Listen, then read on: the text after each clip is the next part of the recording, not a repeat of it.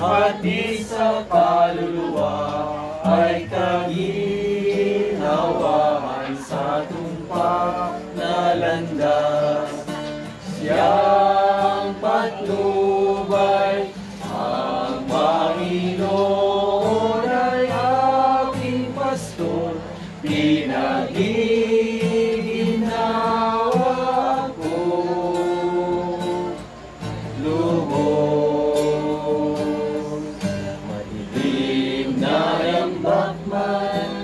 Tataaking ko, wala akong sinta, siya'y kasama ko, ang tawa niyang tungkol ay siyang gabay ko, ang tawa niyang pamalo, siglat ang bulan ko. Ang Panginoon ay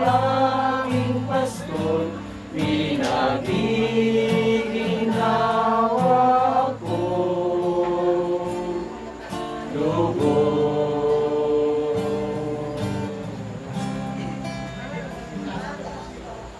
Sa ngalan ng Ama, ng Anak, at ng Espiritu Santo. Amen.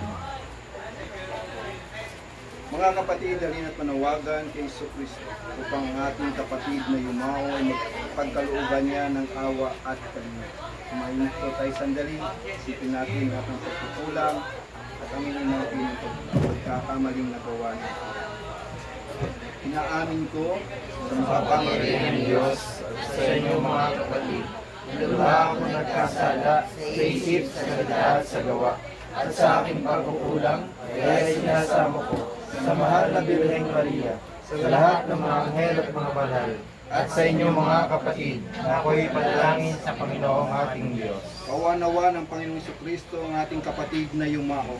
Patawarin ang kanyang mga kasalanan at patnubayan siya sa buhay na walang hanggan. Amen.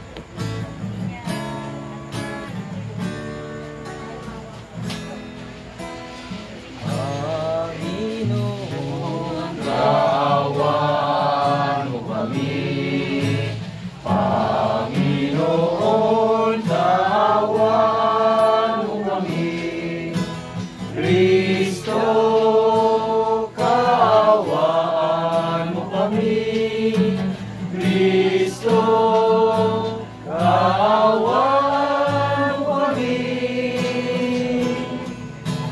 Panginoon, kawan mo kami, Panginoon, kawan mo kami. Panalangin tayo. Ama naming may kapal, itinuturo sa amin ng pananampalataya ng iyong anak na si Jesucristo ay namatay at muling nabuhay upang hanguin kami sa kamatayan. Yayamang ang aming kapatid na yumawa ay nahimlay na may pag-asa kay Kristo. Lubin mo na sa huling araw ay makasama siya sa kanyang maluwalhating pagkabuhay. Iniluluhog namin ito sa pamamagitan ni Jesucristo, kasama ng Espiritu Santo magpa sa walang hanggan. Amen. Pagbasa mo na sa sulat ni San Pablo Apostol sa mga taga-Roma. Mga kapatid, walang sino man ang nabubuhay o namatay sa kanyang sarili lamang, kundi tayo'y nabubuhay tayo para sa Panginoon. At kung tayo'y mga namamatay tayo sa Panginoon. Kaya nga, sa mabuhay o sa mamatay, tayo sa Panginoon. Sapagkat si Kristo ay namatay at muling nabuhay upang maging Panginoon ng mga patay at mga buhay. Tayong lahat ay haharap sa hukuman ng Diyos sapagkat sinabi sa kasulatan, sa aking pagiging Diyos, sabi ng Panginoon, isusumpa ko ang bawat isa'y luluhod sa harapan ko at bawat dilay magpupuri sa Diyos, kaya't lahat tayo ay magbibigay sulit sa Diyos, ang salita ng Diyos. Salamat sa Diyos.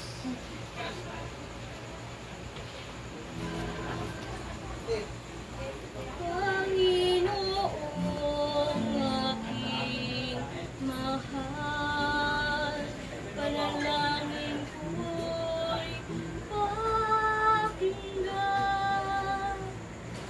Panginoong aking mahal, panalangin ko'y iyong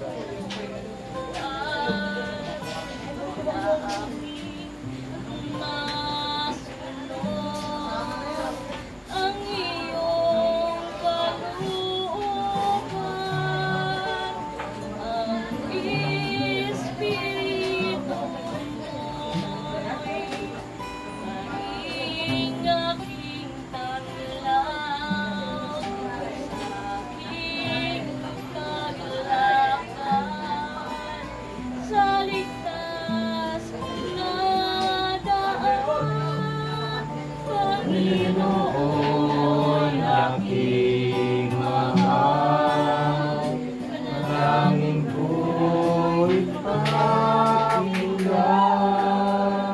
Panginoon aking mahal, manalangin ko'y pakinggan.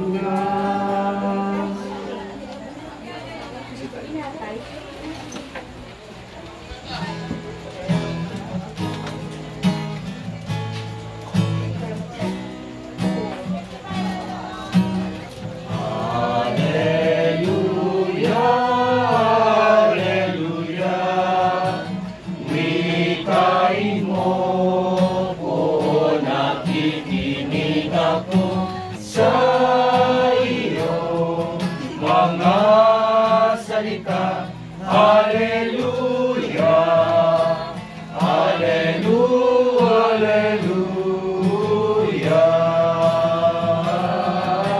hallelujah, hallelujah, wikain mo po, nakikinig ako sa iyong mga salita. Hallelujah, hallelujah, hallelujah. Ang mabuting balita ng Panginoon ayon kay San Juan. Puri sa iyo, Panginoon. Noong panahon iyon, sinabi ni Jesus sa kanyang mga alagad, huwag kayong mabalisa. Manalig kayo sa Diyos at manalig din kayo sa akin. Sa bahay ng aking ama ay maraming silid. Kung hindi gayon, sinabi ko na sana sa inyo. Paroroon ako upang ipaghahanda ko kayo ng matitirhan. Kapag naroroon na ako at naipaghanda na kayo ng matitirhan, babalik ako at isasama kayo sa kinaroroonan ko. At alam na ninyo ang daan patungo sa pupuntahan ko. Sinabi sa kanya ni Tomas, Panginoon, hindi po namin alam kung saan kayo pupunta. Paano namin malalaman ang daan? Sumagot si Jesus, ako ang daan, ang katotohanan, at ang buhay. Walang makakapunta sa Ama, kundi sa pamamagitan ko. Ang mabuting balita ng Panginoon. Pinupuri ka namin, Panginoon. Ang mapagpalang gabi po sa ating lahat. Nakakalungkot minsan na hindi natin inaasahang pagkakataon na dumarating talaga yung oras na minsan hindi natin basta natatanggap, pero may mga plano talaga ang Panginoon sa ating lahat. Minsan naalala ko yung kwento ng mayaman, matadero, at saka panadero. Nagkataon lang. Yung mayaman ay wala lang sa kanya yung sa kanilang pamayanan. Parang hindi na pinapansin ng mga tao. Pero yung panadero, kapag mamasa siya ng tinapay at nakapagluto ng tinapay, ay yung binabahaginan niya yung mga tao sa pamayanan nila. At yung magkakarne din, ay tuwing nagkakatay siya ng baboy, binabahaginan din niya yung mga nasa pamayanan nila. Kaya tuwang-tuwa yung mga tao sa kanya. Isang araw, nagkasakit po itong mayamang lalaki. Pero dahil sa kanya nga nakikita ng mga tao, hindi siya dinadalaw, walang dumadalaw o pumupunta sa kanya. Hanggang tuluyan namatay yung mayamang lalaki, wala pa rin dumalaw sa kanya. At lumipas yung mga araw, buwan, napansin ng mga tao, bakit wala nang nagdadala, hindi na nagdadala ng tinapay yung panadero, at hindi na rin nagbibigay ng karne yung matadero. Kaya nagtanong yung mga tao, bakit hindi na kayo nagdadala sa amin ng tinapay at karne? Sabi nung dalawa, kasi namatay na yung mayamang lalaki. Tuwing nagluluto kami at nagkakatay, binibili niya yung karne at tinapay para ipamigay sa inyo. Minsan, sa buhay natin, nabibigyan lang natin o nakikita lang natin yung halaga ng isang tao pag nawawala na siya. At nabibigyan natin ng importansya dahil nakikita natin yung pagmamahal natin sa Kanya na may kulang na sa ating buhay. Pero kung ating titingnan, makikita natin yung pangako ng Diyos na mauuna siya para ipaghahanda ng matutuluyan. Tapat ang Panginoong Jesucristo sa kanyang pangako.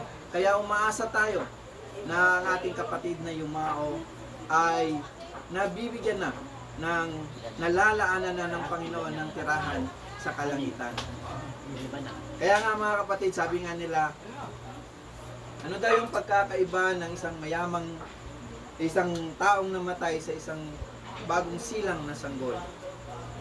Sabi nila yung bagong silang na sanggol, lahat ng dumudungaw sa kanya ay nakangiti at ang sanggol ay umiiyak.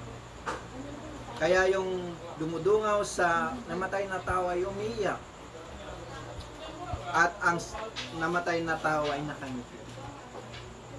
Ano daw po ang ibig sabihin nito?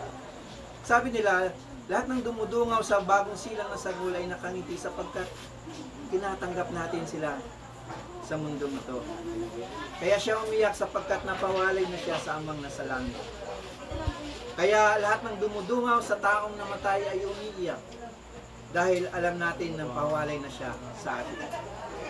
Kaya siya nakangiti dahil alam niya na babalik na siya sa amang nasa langit. At umaasa tayo sa patuloy nating pananalangin na tatamasahin niya ang pangako ng Diyos na buhay na walang hanggan. Magsitayo po.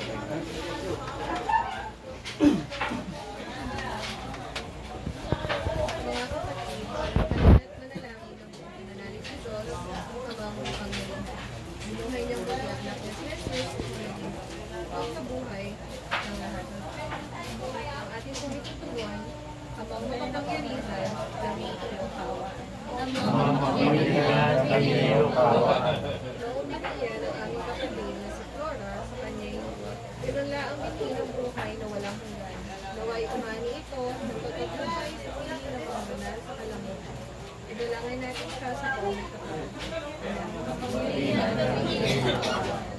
Ang lahat ng namatay na umaasang muling mabubuhay ay lulugod na huwag tanggapin ng Diyos sa piling niya sa kalangitan. Pinalangin natin sila sa buong may kapatid. Ang lahat ng ating mga kapatid na naririto, ang mga nagdadalamhati at nanunubay, at ang lahat ng kanilang nakikiramay ay magkakasama-sama sa langit na sanay. Idalangin natin sila sa buong may kapatid. Mamamangyarihan kami iyong kawa. Naway nagtiwalaan ng Panginoon ang ating mga ibang kamag-anak at pinagkakasama ng loob. Idalangin natin sila sa buong may kapatid. Mamamangyarihan kami iyong kawaan. Tumahintay sandali upang ipagdasal ang kaluluwa ng ating kapatid na Yumao at kanyang naulilang pamilya. Ama naming mapagkalinga, ipagkaloob mo sa lahat ng makikipag-isa kay Kristo ang muling pagkabuhay sa piling mo, kasama ng iyong anak at ng Espiritu Santo magpasawalang hanggan. Sa tagubilin ni Jesucristo sa atin, manawagan tayo ng buong pananalig sa ating Amang nasa langit. Atin pong awitin ang panalangin tinuro sa atin ng Panginoong Jesucristo.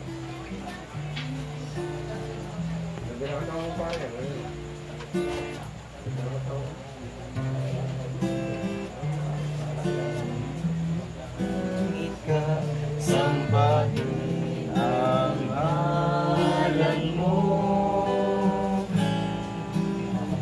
mapasa amin ang kaharian mo, sundin ang loob mo, ito sa lupa para ng sa langit.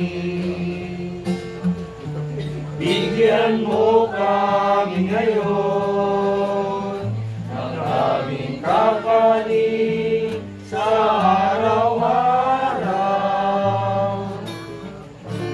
at patawarin mo kami sa aming mga sala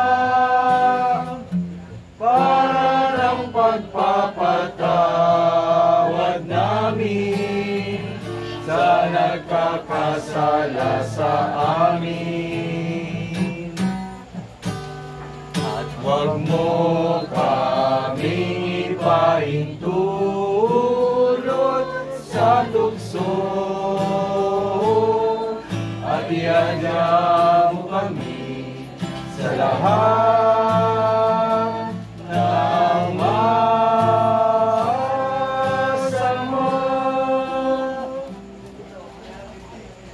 Bilangin tayo. Mga kapatid, bago na, pag-ukulan natin ng huling pamaalam ng ating kapatid at ihayag natin ang ating pagmamahal sa Kanya. Tanggapin natin ng maluwag sa kalooban ang Kanyang pagpanaw at umasa tayong magkikitang muli sa piling ni Jesus. Doon ay wala ng dusa, kalungkutan at kamatayan, kundi ang mamamayani ay lubos na ligaya at buhay na walang hanggan. Mga anghel, mga banal, tanang nasa kalinitan, halikayo at samahan. Ang giliw nating pumanaw sa piling may laban. Si Kristo mag-aakay sa kandungan ni Abraham upang doon ay humimlay. Giliw natin pumanaw sa piling ko may kapal. Sa ilaw na walang hanggan, kapayapaan kailanman pagkamitin ng may kapal. Hindi namin pumanaw sa piling ng buong. Ama naming mapagmahal, inihahabili namin sa iyo ang aming kapatid na pumanaw na sa buhay na ito. Huwag mo siyang pababayaan at pamalagiin mo siyang buhay sa iyong piling, alang-alang sa iyong awa at pag-ibig. Patawarin mo na sana ang kanyang pagkukulang at nagawang pagkakasala, dala ng kahinaan. Manatili nawa siyang maligaya sa iyong piling, kasama ng iyong anak at ng Espiritu Santo, magpasawalang hanggan. Amen. Paalam sa iyo, kapatid na pumanaw, mapasapiling kanawa ng puong may kapal, at ang pagpapala ng Diyos ay paunin mo.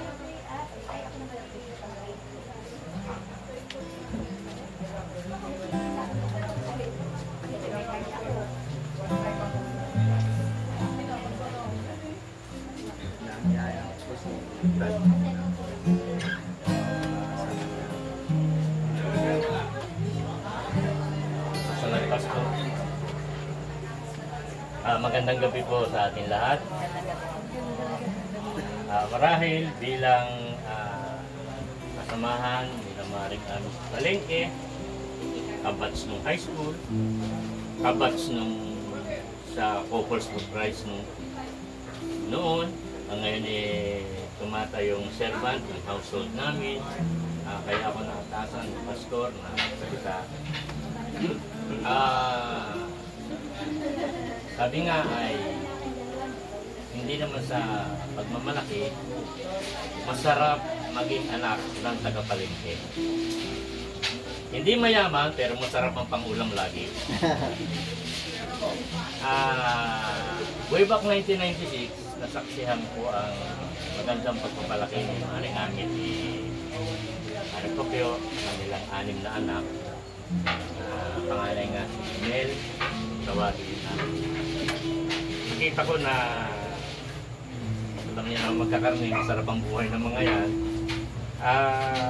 Maganda naging ano nila hanggang sa bunso.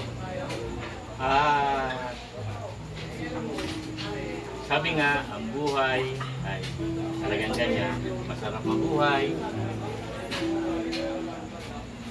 Pero meron din mga munting pagsubok na dumarating sa buhay na alam ni Maring Ami, lalo na sa katawan ng kanilang anak. Pero tanggapin natin na yan ang lalong nagpapatingkad ng sarap ng buhay dito sa mundo. Maaga man o bigla ang pagkuha ay may ating Panginoon. Pero alam natin na dapat natin tanggapin bilang sa community na maaaring tapos na ang kanyang misyon dito sa ibabaw ng lupa. At nararapat lamang na madama niya ang kaligayahan sa kabilang buhay. Sa mga naulila, kay Paret at kay Mari.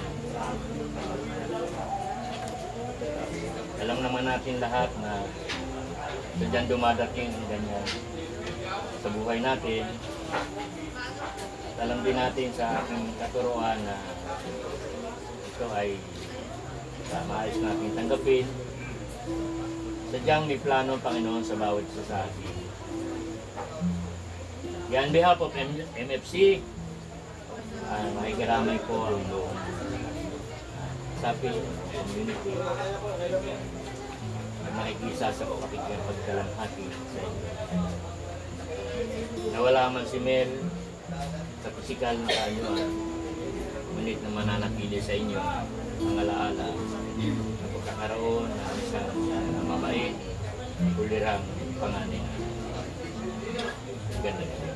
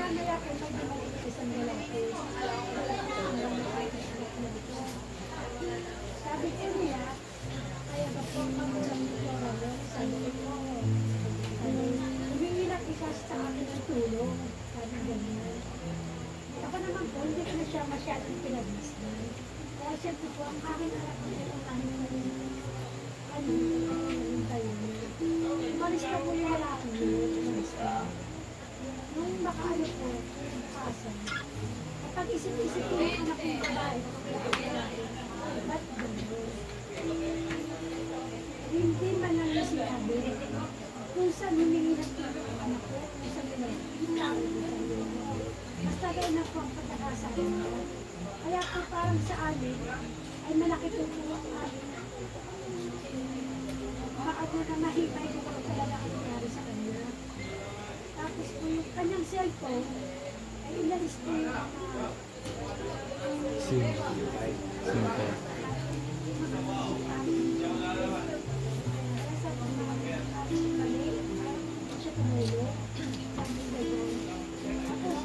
ang mga anak ko po,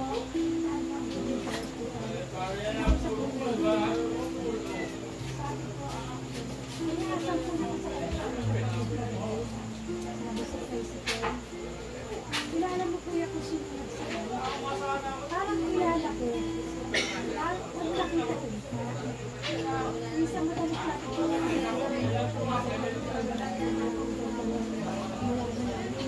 Kasi po yung anak ko, sumakay ng tricycle sa may labasa ng kalsada. Fresh ko ng gabi. Pasakay ko siya. Meron din po dahil ang CCTV sa barangay ko para maging ako sa CCTV. Parang malabo pa ang pagtakaan sa kanya. Hindi kami po yung nakatali. Parang cellphone. Yung mga nakukutintin na may nakikita kami. Kita nung anak ko babae kanina, sabi pa din ano ko lalaki, Nay, harap din ka yung lalaki, hindi niyo pa ikanatandaan. Sabi ko, hindi ko na magagawang takas-agalang pa ang pag-i-interview sa kanya. Kung talaga kako siya ay tumulong, hindi pa siya alis, magpapainom pa siya. Kung magpapakilala siya ng lubusan na ako si Ganon, tumulong ako sa anak ninyo, ngayon ko nakita ka ng ninyo, humingi ko siya tulong sa akin. Hindi ka sana may malawak na pagpupunan kami kung talaga nga ng right nangyari. Hindi pa rin kulawan ng mga pag-asa. Cellphone, kita namin daw nalinaw mo yung nakatapit ng CCTV. Para po may nakita sa amin, nakita yung ng anak ko, tsaka yung lalaki na parang nagkaanan sa cellphone na wala pa ikakabo yan. Ako ikain nasa birthday yan, gano'n. Nasa inuman pa ba siya. Yung siya yata kanina ako.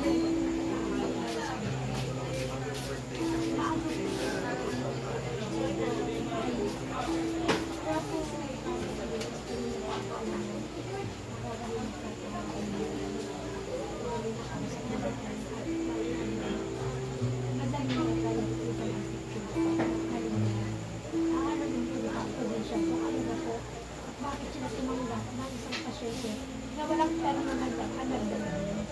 Parang ituwas ko siya. Kaya po ako ako po humingi sa inyong dalangin na sana po pagkalooban din po ang aking anak na natanglaan. Kung ano po ang totoo, bibigyan po natin sa tulad na napakasakit. Wala po kayo pagkakasabi. Kahit po sa mga nakatapid ka, napakabait siya. Kahit po siya wala nang ibibigay, ginagawa pa po siya na pala.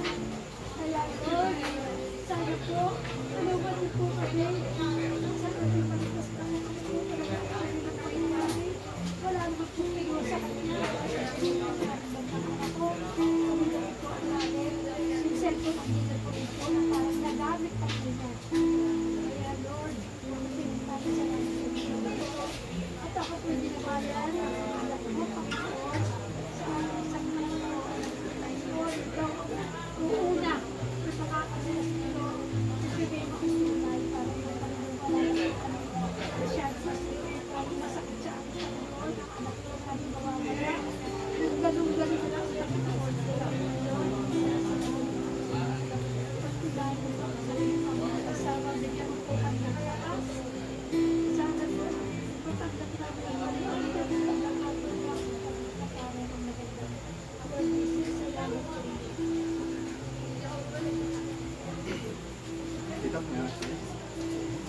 Sabi na lahat Magsitayo po tayo lahat. Sa paraiso makikitang muli tayong samahan ka ng mga sama. Kahit na may nauuna, tayo rin ay magsama-sama upang lagi tayong lumigaya sa piling ng Diyos Ama. Amen. At sumating lahat nawa ang pagpapala ng ating makapangyarihang Diyos, Ama, Anak, at ng Espiritu Santo.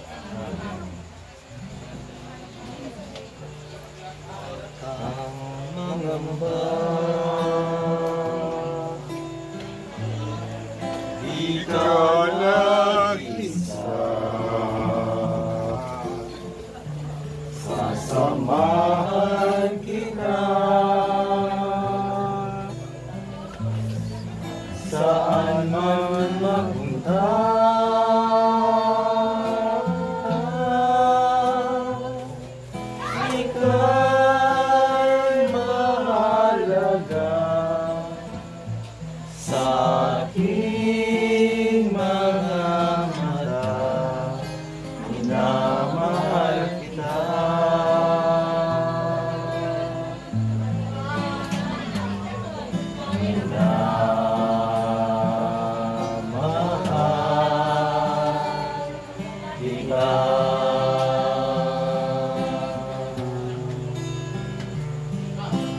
Tawag kita sa iyong pangalan.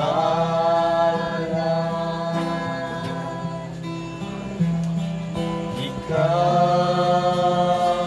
ay aking magpakailanman. Ako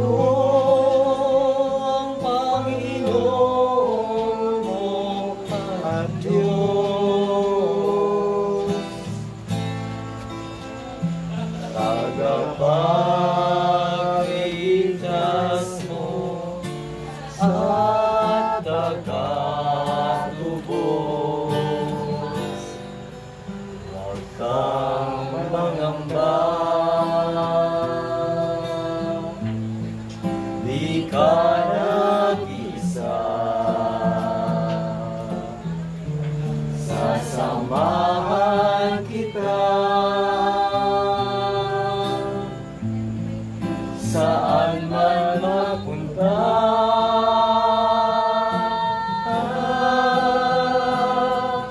ika'y mahalaga sa aking mga mata. Minamahal kita.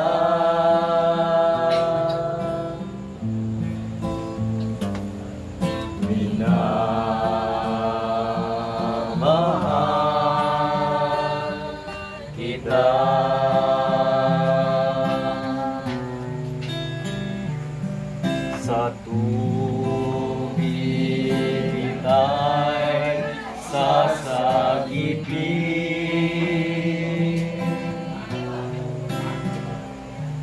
sa apoy ililigtas man din. Ako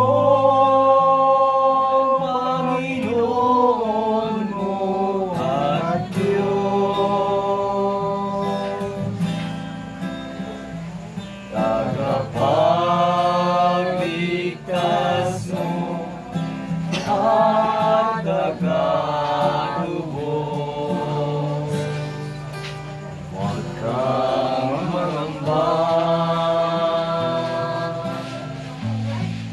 di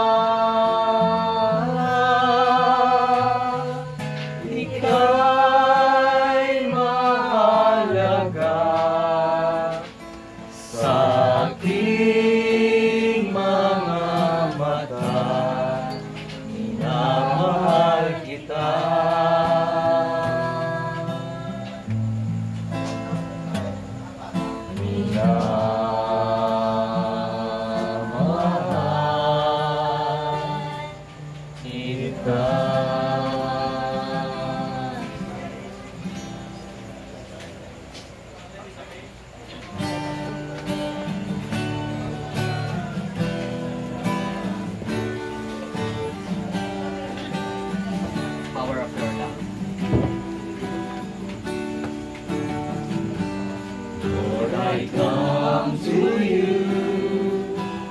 Let my heart be changed, renewed, flowing from the grace that I found in you.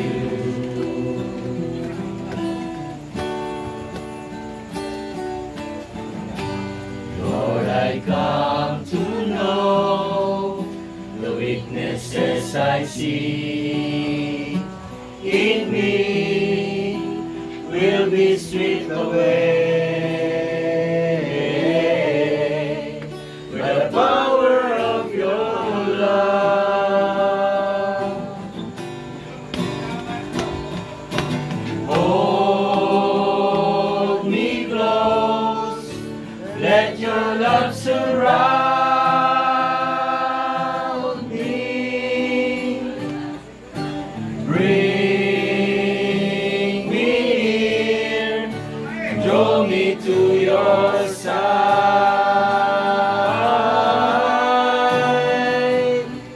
And as I wait, I rise up like an eagle, and I will soar with you. Your spirit leads me on by the power of your love. Lord, unveil my eyes. Lord, unveil my eyes.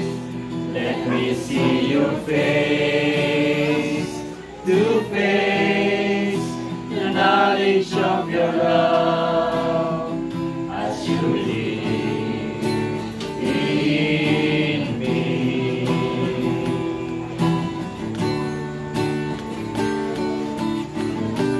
Lord, renew my mind as you will unfold in my life, in living every day,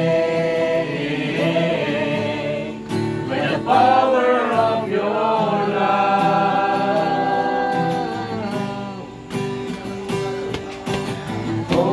Hold me close, let your love surround me. Bring me near, draw me to your side.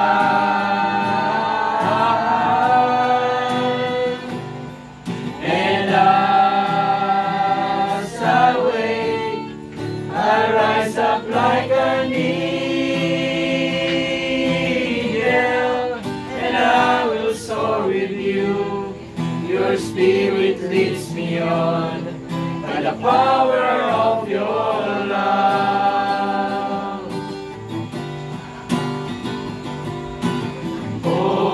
Hold me close, let your love surround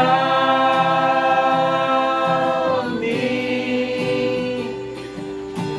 Bring me near, draw me to your side.